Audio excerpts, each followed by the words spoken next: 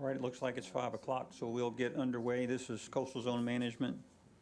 It's August the 2nd, and we'll begin with an invocation and pledge, and Angela will lead us in the invocation.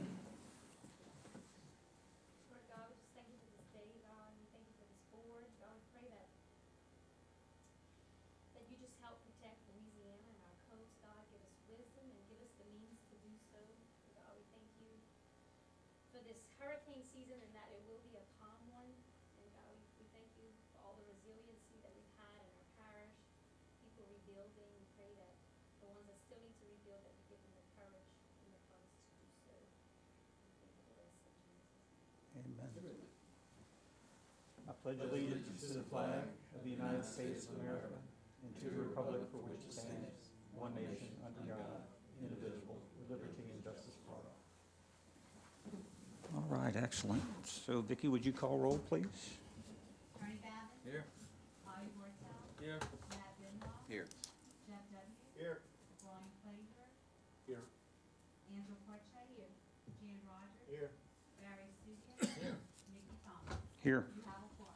I have a full house. That's awesome. Our first order of business is the minutes from the July 5th meeting. I move. Second. Motion by, which is Jan? Oh, by Barry, excuse me. Second by Bobby. All in favor? Aye. Any opposed? Okay, that passes. Mr. Bobby? Yes, sir. I'd like to see if we could take the number 8, public comment, and move it in front of number 4. Okay, motion to deviate from the agenda. I move. Second. All in favor? Aye. Any opposed? Okay, so we're going to take public comment now, and we do so, the only member of public here really is representation from TITA, so All right. welcome. Thank you. Chairman Thomas, ladies and gentlemen of the board, my name is Cohen Guidry. I'm the new director for TITA.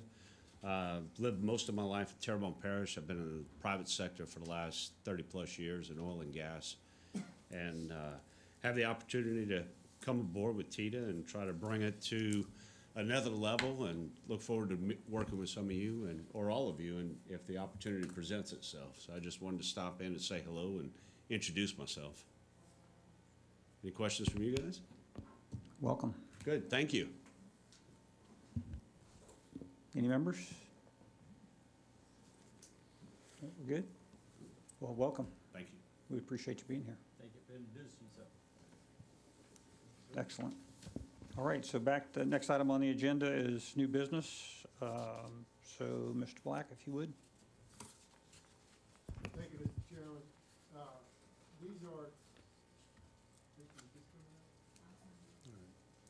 These are two items that are actually a carryover from last month. They're both on Dr. Beatrice Road, and as a matter of fact, they are adjacent to each other, kind of side by side. And one of them, Stefan Berthelot, some proposed land improvements, a driveway, some fill, a port pad, port slab, that kind of thing, at 1810, and kind of mirror image here at next door at 1812. Mr. Pat White wants to do the same thing. I've been in contact with the Corps of Engineers about this. This is what it looks like. There's some question about the land itself. I've been out there once, but I want to go back. I want to hear what the Corps got before I talk about any possibility for mitigation on this. It's one of those sort of questionable things. It could go one way or the other, and I want to see what the Corps got before I make any recommendation on it. So the only thing I'm going to do is ask that you hold this over another month.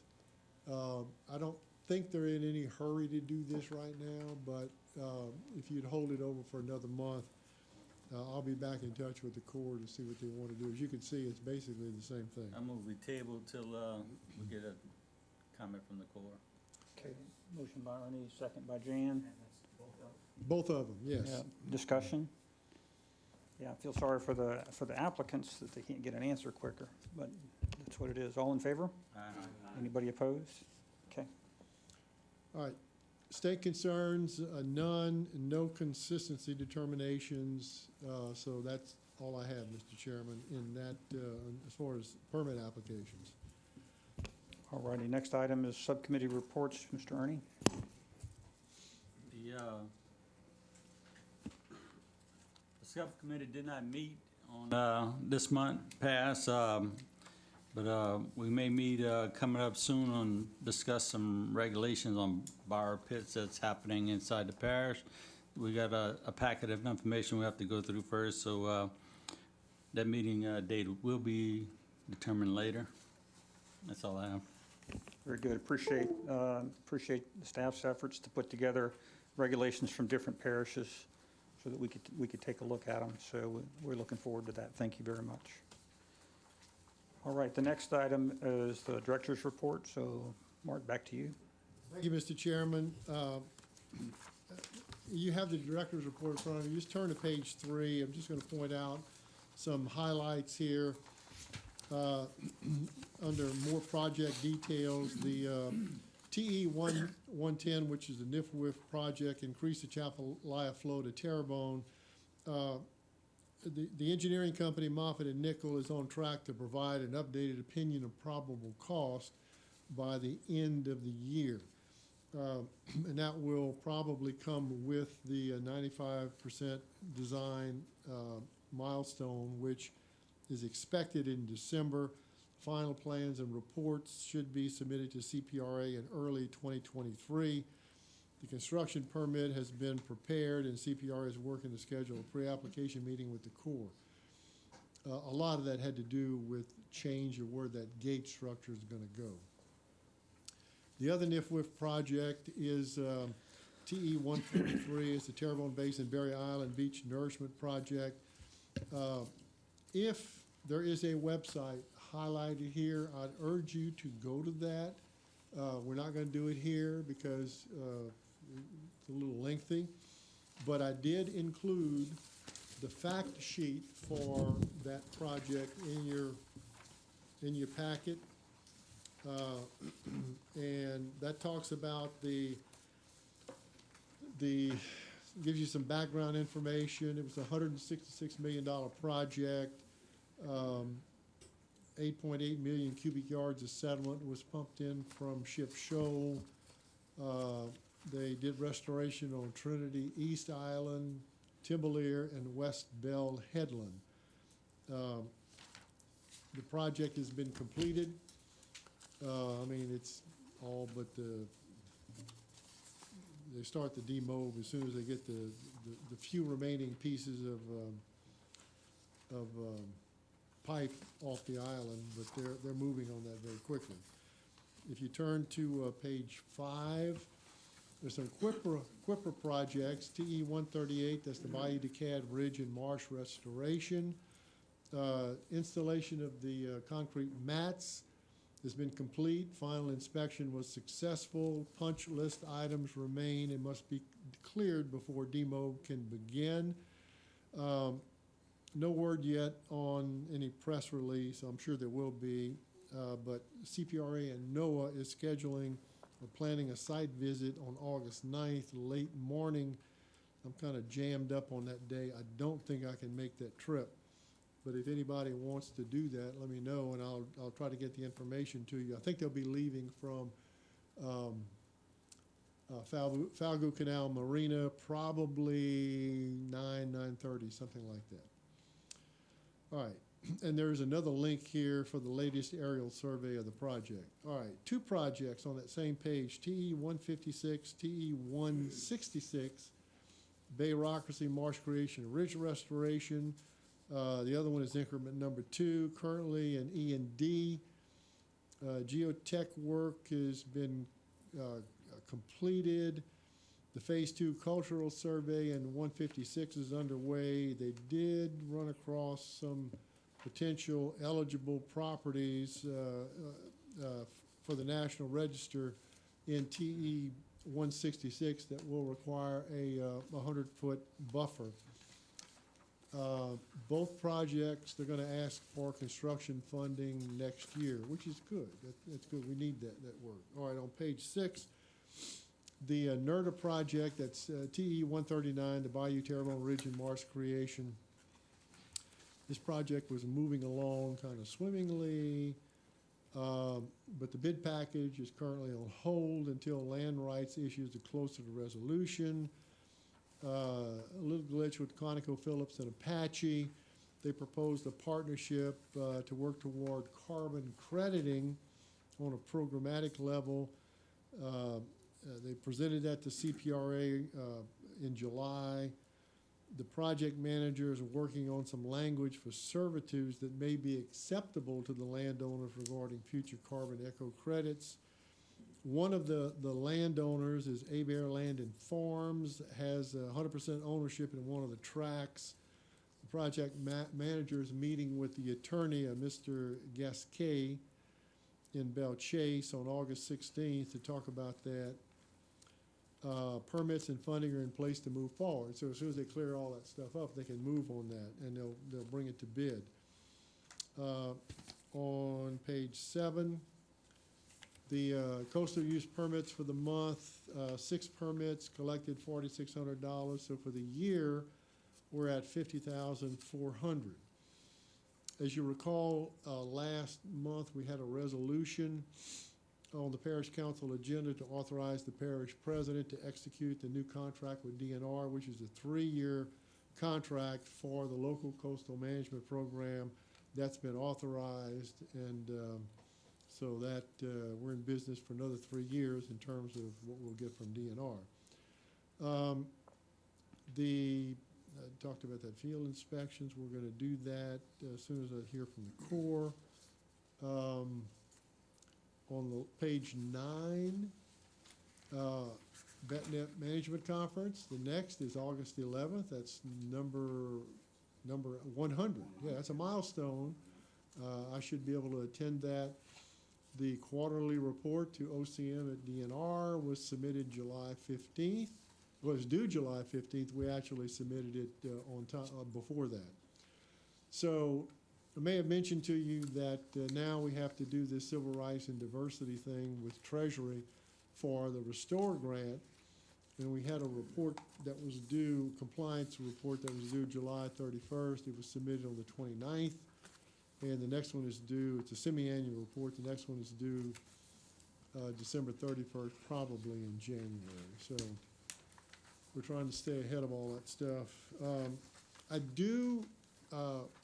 Well, that's all I've got under the director's report. So, any questions? I don't see any. Do you know what the cultural item was? No, I don't. The people at U.S. Fish didn't tell me that.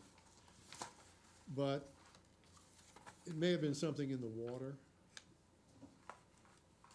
I'm not sure. I'll try to find that out, Mickey. If I can add just a bit to that report, I want to talk about two acts in Congress, one in the Senate and one in the House, that are enormous importance to us. That's the RISE Act in the Senate and the BREEZE Act in the House, which is the companion bill in the House that was actually introduced on a bipartisan basis by Representative Scalise and Troy Carter from New Orleans. So what the RISE Act does, it recognizes an opportunity for offshore wind, leasing from that, while removing the arbitrary cap on oil and gas revenue sharing under GOMESA that hampers our coastal programs. And GOMESA, just discussing with a reporter yesterday about that, GOMESA is going to be here, hopefully, for a long time.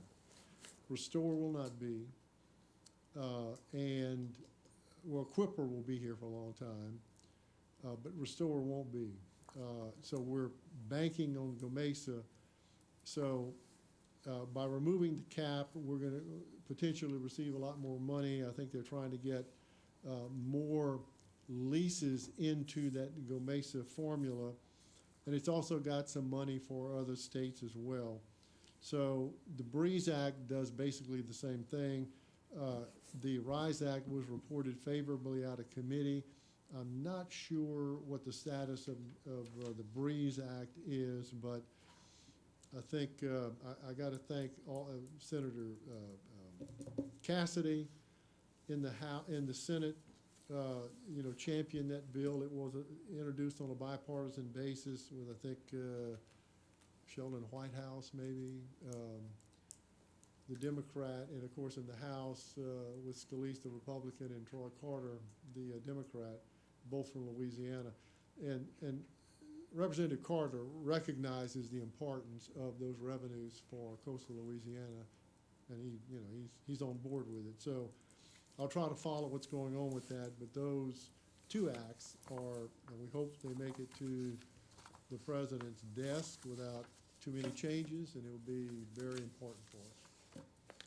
So, thank you for that little deviation. Yes, sir. Any questions from them? Okay, seeing none, the next item for discussion are the borrow pit regulations. All right. Thank you, Mr. Chairman. You asked me to do this last month, so I jumped on it, and so I've got this broken out into what we do in Terrebonne to regulate borrow pits, which compared to these other parishes, not much. St. Bernard regulates by zoning ordinance and allows borrow pits only as a conditional use in both the rural and suburban agricultural districts. There are some other things they've got to do as far as evaluation. The Jefferson Parish, their zoning ordinance defines borrow pits, and borrow pits are permitted in their S1 zoning district, which is a suburban district, if it meets the following criteria, 2 of which must be at least 20 acres, and the borrow pit cannot occupy or disturb more than 50% of the site. And then vehicular access to the borrow pit in Jefferson may not be provided from local or neighborhood collector streets. And they've got to fill it with sand or other approved material when it's abandoned, when they want to reclaim it. St. Charles Parish. Jefferson Parish, excuse me, just looking at this, Jefferson Parish, says it's gotta be secured with a chain link fence, Yeah. right? They do that. Well, after I went through these, I got the impression that what all these parishes did was take from what Plaquemine Parish does. Plaquemine's got some pretty hefty borrow pit regulations. I mean, yeah, they did it first. If we did that here, and I have a feeling that the horse may be out of the barn here on borrow pits in Terrebonne, but we got to approach this kind of carefully, because who is using the dirt from our borrow pits here? It's either the parish or the levy district. So, I mean, so we start putting some serious regulations on that, it's gonna drive the cost up. But anyway, it's worth considering. St. Charles, as I said, has got some regulations. Plaquemine's got some serious regulations, standards for operating borrow pit, standards for obtaining a borrow pit permit. The parish council has got to approve it. St. Mary Parish regulates borrow pits through provisions in the Unified Development Code, which I thought kind of interesting. It's kind of ahead of the curve, having a Unified Development Code. We should have that here in Terrebonne, but we don't. And it does specify where borrow pits can go, in what districts they can locate, and how that can be done. So anyway, they talk about in their development code spacing, design requirements, operation, impact on ground and surface water, what to do with closed or abandoned sites. And then on page 12, we started talking about some potential regulations, some proposed ordinance changes to regulate borrow pits. But I got to tell you, I had these vetted by, not by Reggie himself, by somebody who's in the know with Reggie. And there are some comments here with each one of these proposals that I think we need to take into consideration. I think there are some things that we can do. When you look at where our borrow pits are located for the most part, they're out in rural, by and large in rural area, but not exclusively in rural areas. So, putting a fence around, a 30-acre borrow pit site is gonna get a little expensive. So, we benefit from that dirt. So I think the best way to handle this is for you guys to take a look at all this, digest it.